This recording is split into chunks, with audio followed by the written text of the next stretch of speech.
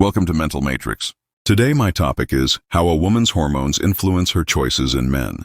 Every man at some point has asked himself, why do women sometimes want the bad boy, but other times crave the caring protector? Why can the same woman show interest in a rugged dominant type one week, and then suddenly be drawn to a calm, nurturing man the next?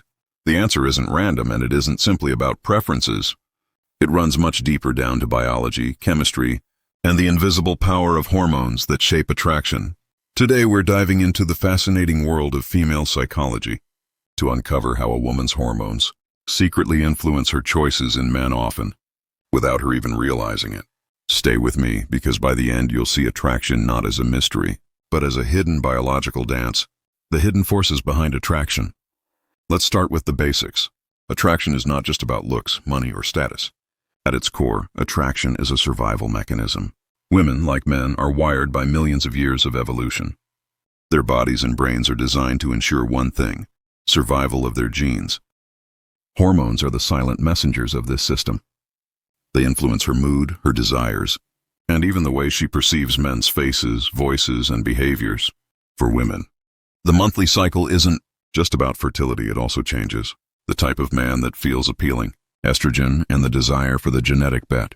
During the fertile window of a woman's cycle, when estrogen is at its peak, something fascinating happens. Studies show that women in this phase are more attracted to traits linked with strong genes, a masculine jawline, a deeper voice, confidence, assertiveness, even a little dominance. In simple terms, during ovulation, a woman's biology whispers, find the man who looks like he can pass on strong, healthy DNA. This is why the archetype of the alpha male often seems magnetic, especially when she's most fertile.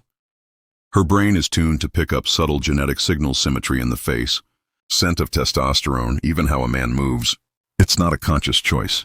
It's her biology running the show, progesterone and the need for safety. But attraction isn't only about the moment of fertility. After ovulation, another hormone rises: progesterone. Progesterone changes everything. Instead of pushing her toward bold, risky men, it makes her more drawn to stability, kindness, and long-term security. At this stage, the safe, dependable man suddenly becomes more appealing than the reckless charmer. Why? Because if she were pregnant, safety and resources would matter far more than pure genetic strength. This is when women often crave closeness, emotional bonding, and nurturing qualities in men. It's like her body is running two different programs. During fertility, find strong genes. After fertility, find safety and care. And this push-pull is one of the biggest hidden forces in female psychology. Oxytocin, the bonding hormone. Now let's talk about the hormone that often decides whether a woman keeps choosing the same man: oxytocin. Oxytocin is released during intimacy through touch, kissing, and sex. It's sometimes called the bonding hormone because it creates feelings of trust and attachment. Here's the catch: women release more oxytocin than men during intimacy. That means she's more likely to feel a strong emotional connection after physical closeness, even if she logically didn't plan on it. This is why casual encounters often affect women differently than men. Her biology is primed to bond, not detach. For a man, understanding oxytocin is critical. It's not just about physical attraction, it's about building emotional safety. So her biology aligns with loyalty, cortisol, stress, and attraction shifts. But hormones don't only shift with cycles. They also react to the environment. When a woman is under stress, her cortisol rises, and that changes her attraction patterns. Some studies suggest that in high-stress environments, women may lean more toward nurturing, stable men because their bodies crave safety. But in adventurous, risk-taking environments, stress may push her toward bold, dominant men because those traits signal protection in dangerous times. Think about it. In a war zone, a powerful, aggressive man might feel safer. In peaceful, stable times, the reliable provider might be more attractive. It's all context, and her hormones respond to that context. Testosterone and the double-edged sword. What about testosterone? We usually associate it with men, but women have it too, just in smaller amounts. When her testosterone rises, often around ovulation, she may feel more confident, more adventurous, even more open to taking risks in relationships. This is when bold men, those who challenge her, tease her, or stand their ground, become especially magnetic. But here's the paradox. Too much testosterone in a man can make him seem arrogant or unfaithful. So women are often subconsciously balancing two needs: the thrill of testosterone-driven masculinity The security of lower testosterone, nurturing men.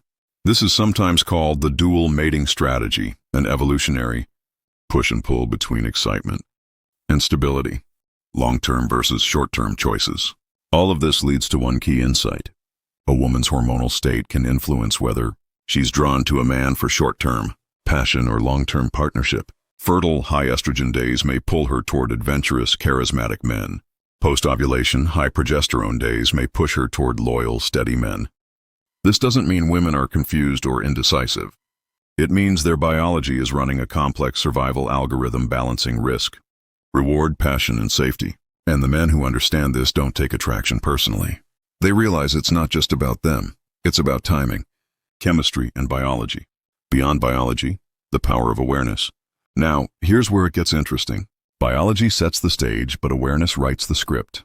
Modern women are not slaves to hormones. Conscious choice, values, and self-awareness can override biology. But the biology is still there, quietly shaping perceptions. The same man might look handsome one week and average the next simply because her hormonal lens has shifted. So if you've ever felt a woman's interest fluctuate for no reason, remember, there usually is a reason. It's just invisible, chemical, and deeply human. What men can learn. So what's the takeaway for men? 1. Don't chase trends in attraction. You can't control her cycle, but you can control how you show up consistently confident, reliable, and authentic. 2. Balance strength with safety. A man who can show masculine power while also creating emotional security becomes attractive across all hormonal phases. 3. Understand her biology, respect her psychology. Attraction isn't manipulation. It's awareness. When you know why her desires shift, you stop taking it personally and start building a deeper connection. At the end of the day, attraction isn't just about looks or charm. It's about biology's timeless dance between survival, passion, and safety. A woman's hormones may guide her desires, but her heart and mind still make the final choice. And the men who understand this truth? They gain not just attention, but respect, trust, and lasting love. So the next time you wonder why she seems drawn to one type of man today and another tomorrow, remember, it's not random. It's not a game. It's biology. And knowing that gives you the power to navigate relationships with wisdom, not confusion.